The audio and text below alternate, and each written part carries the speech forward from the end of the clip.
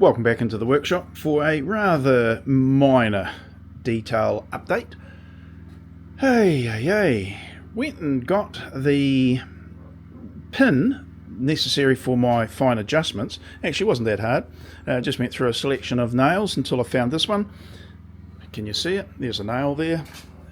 And that happens to be 2.85 millimeters in diameter. So 1.5 millimeters smaller than the drill bit that I've got in there.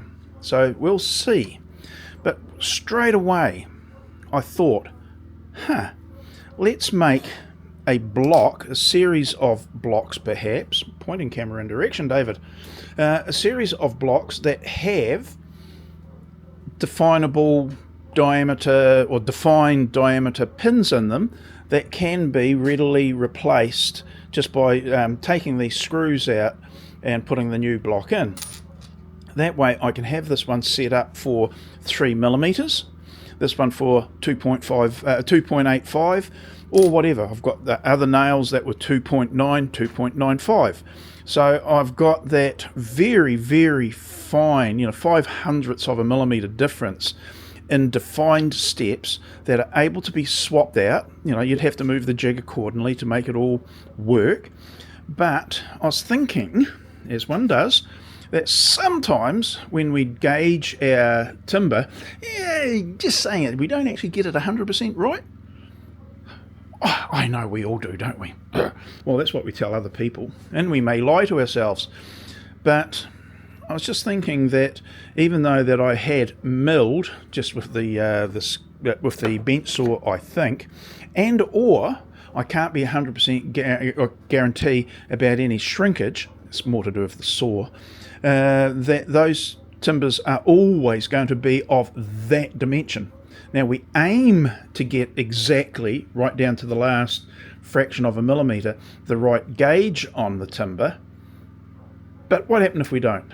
And rather than having to go to the bother of trying to gauge down that tiny little fraction of a millimeter amount, why not accommodate it in the pins that we make available for the half lap? And that's specific to this particular job or item or whatever requirement here. But that's what I thought. That does seem to have a little bit of elegance and efficiency built in and cheap. So what I'll probably do is look for the 2.8 millimeter. I've got the 2.85, I've got a 2.9, and then all I have to do is find a 2.95 pin nail and make up a block accordingly. Seems to make sense. There's no sense trying to make the pins go into that block and then pull that drill bit out.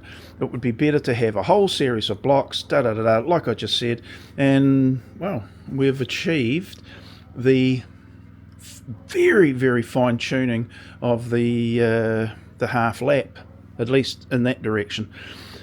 The other issue was when I popped these two together, they were fairly loose fitting.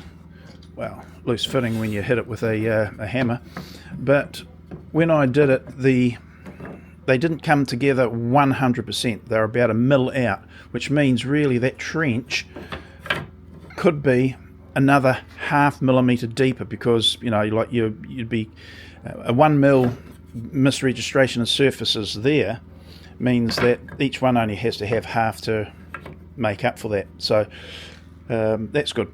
I have I've got a trenching plane coming in the next 3 or 4 days, 5 days, so that would be quite good, and that was for cleaning out the bottoms, or not a trenching plane, a shoulder plane, and hopefully, and I didn't double check, it's narrow enough for in here. It's quite a narrow one, but it's narrow enough to go in here, and if not, blow. Darn. So yeah, but I can also just give the trenches, the grooves, a wee bit of a tickle up with that, just in case some of the what do you call it, the kerf of the blade didn't clean it out properly, and I can see some ridges there. It looked pretty good, but no, you can feel a bit there. just needs cleaning up. So anyway, that shoulder plane might help in some regards there. But I do like the idea of making up the different blocks with the different sized pins, nails, in them, so they can be swapped out. Very, very simple. And that's the whole thing about making up jigs or blocks or gauges in the workshop. If they're so simple that can be done, literally simply, easily, then people are more likely to do it. And if there's, like in this case, we have to go to the extreme effort of making up different blocks for different tolerances or requirements or capabilities, then you're going to do it if it's simple, rather than having some really flash bang, really well engineered item that if you have to change it, it's going to be a major issue. In this case, it's not that situation, and it can be done so easily. So why not do it? So I am. There you go. Problem solved. I like it. Okay, that's it. With that, I'll go away quite happy, and yeah, might make a couple. Right, I'll see you in the next one now. Bye.